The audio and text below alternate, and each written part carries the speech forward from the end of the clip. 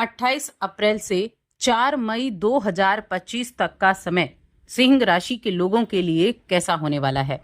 जय माता दी दोस्तों, आप सभी का स्वागत है हमारे YouTube चैनल अमृता एस्ट्रो में। और आज की इस वीडियो में मैं बात करने वाली हूँ अप्रैल माह के अंतिम दिन और मई माह की शुरुआत के दिनों के साप्ताहिक राशि फल के बारे में। यानी कि ये जो सप्ताह है ना, ये अप्रैल और मई के दिनों से मिलकर बना हुआ है और इसी के सिंह राशि के साप्ताहिक राशिफल की आज की इस वीडियो में हम चर्चा करेंगे। क्या ग्रहों की स्थिति रहेगी, किन ग्रहों की स्थिति में बदलाव होगा, क्या योग बनेंगे और उनका प्रभाव कैसा होगा। तो देखिए, इस सप्ताह में शनि के अलावा सभी ग्रहों की स्थिति सेम रहने वाली है। शनि की ही एक स्थिति में बदलाव होने वाला है और वो क्या बदलाव है, वो है कि शनि का नक्षत्र का परिवर्तन होगा। अब जो देखिए ऐसे ग्रह है ना, उनके जब नक्षत्र बदलते हैं तो वो लंबी अवधि तक अपने प्रभाव देते हैं। उत्तर भाद्रपद नक्षत्र में यहाँ शनिदेव प्रवेश करने वाले हैं। बाकी ग्रहों के अगर देखें तो देखिए, सूर्य तो अपनी उच्च राशि में बैठे हैं, गुरु वृषभ में है, केतु कन्या में, मंगल नीच राशि कर्क में है और मीन राशि में बुध शुक्र राहु और शनि विराजमान है। तो इस तरह से इन ग्रहों की स्थिति है। साथ में इस सप्ताह में एक और भी बहुत खास चीज होने वाली है, वो है 30 अप्रैल का दिन, जो इस महीने का अंतिम दिन है। अब वो खास क्यों है? क्योंकि वो दिन अक्षय तृतीया का दिन है। अक्षय तृतीया बहुत महत्वपूर्ण दिन है। इस दिन आप क्या कुछ कर सकते हैं, कैसे इस दिन को अपने लिए महत्वपूर्ण बना सकते हैं, इसके बारे में भी हम इसी वीडियो में विस्तार से जानेंगे। तो आगे बढ़ने से पहले एक छोटा सा ही निवेदन है, चैनल पर पहली बार आए हैं, अभी तक चैनल को सब्सक्राइब नहीं किया है तो चैनल को सब्सक्राइब जरूर कर लें।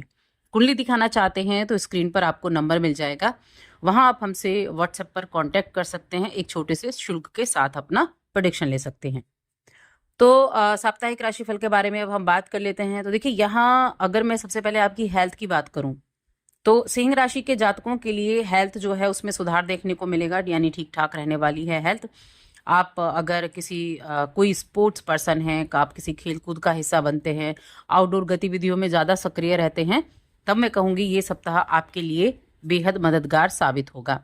न सिर्फ आपकी खोई हुई ऊर्जा को वापस लाने के लिए, बल्कि एक अलग ही तरह की एनर्जी को डेवलप करने के लिए, यानी कि एक उत्साह भरने के लिए, एक कहते हैं ना, एक प्रेरणा होती है जीने की या एक प्रेरणा होती है काम करने की, वैसे ही आपके लिए एनर्जी होने वाली है।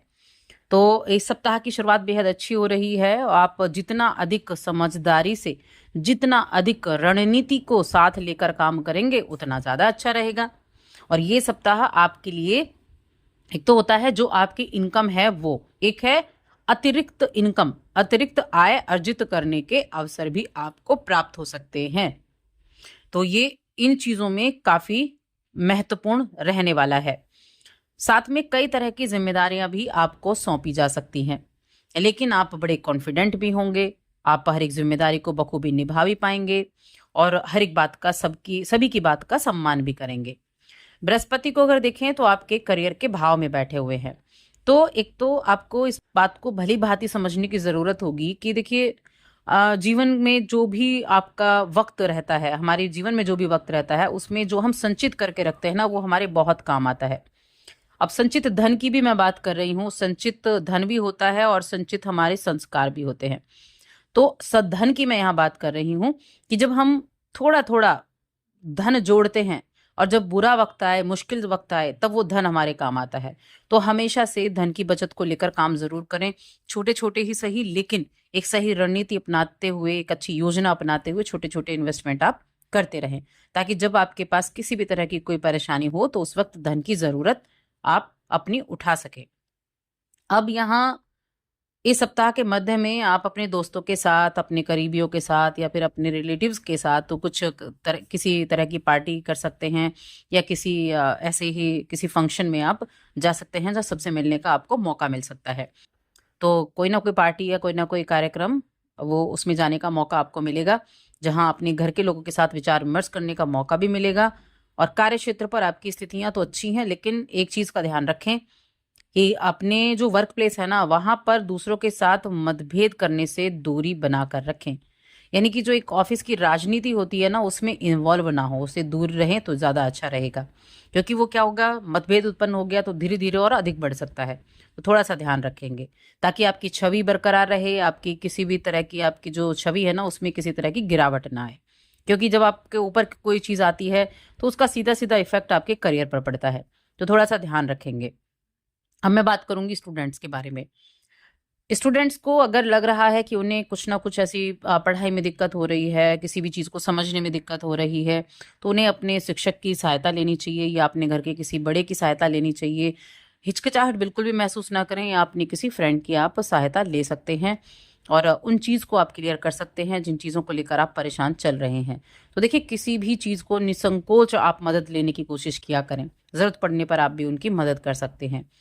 वरना क्या होगा, आप किसी टेस्ट में बैठते हैं, आप किसी भी तरह के आप कोई रिजल्ट के परिणाम आप प्राप्त करने हैं, किस तरह के पेपर आप कर रहे हैं, तो उसमें वही आपको दिक्कत देखने को मिल सकती है। तो मेहनत करेंगे तो सकारात्मक परिणाम भी आपको देखने को मिलेगा। कुछ रचनात्मक कार्यों की तरफ भी आप जुड़ते हुए दिखाई देंगे। अब यहाँ कोई आपकी महिला मित्र की मदद से आपको रोजगार की प्राप्ति भी हो सकती है। ये भी एक योग बन रहा है। आपके घर का, परिवार का, भाई बहनों का, सबका सहयोग और समर्थन भी इस सप्ताह में आपको देखने को मिलेगा। और जो लोग किसी तरह के शेयर मार्केट से जुड़े हुए हैं तो उनके लिए भी ये सप्ताह अच्छा रहेगा। अगर आप कोई पार्टनरशिप में काम करते हैं तो पार्टनरशिप में भी अच्छे लाभ देखने को मिल रहे हैं। यानी आप ये देख सकते हैं कि ये सप्ताह हर एक मामलों में कुछ ना कुछ पॉजिटिव रिजल्ट लेकर जरूर आया है। एक अच्छी ट्यूनिंग आपको अपने पार्टनर के साथ देखने को मिल सकती है।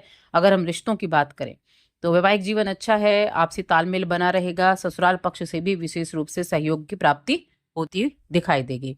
चलिए, अब अक्षय तृतीया की मैं बात करती हूँ। अक्षय तृतीया का दिन बहुत महत्वपूर्ण है। इस दिन आप किसी भी कार्य को बिना किसी मुहूर्त के कर सकते हैं। तो आपको करना क्या है, देखिए, सबसे पहली चीज है कि ये जो दिन है ना, इस दिन आप किसी भी तरह का अगर दान पुण्य करते हैं तो वो कभी क्षय नहीं जाता।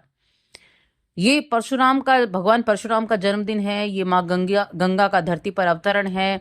इस दिन अन्नदान का महत्व होता है। और महाभारत में जो पांडवों को श्री कृष्ण ने अक्षय पात्र दिया था ना, जिसमें से कभी अन्न नहीं खत्म होता था, ये वो दिन है। इस दिन सोना खरीदना बहुत ही शुभ माना जाता है, लेकिन आप दान पुण्य करें, पूजा पाठ जरूर करें। सुबह जल्दी उठें, वस्त्र धारण करें, स्वच्छ वस्त्र धारण करें।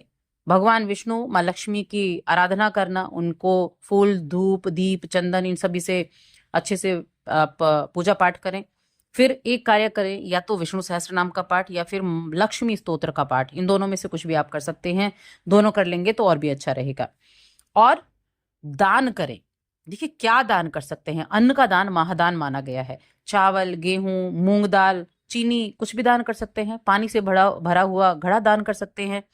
मिश्री, घी, गुड़, फल, वस्त्र, चप्पल, कुछ भी जो आप कर सकते हैं।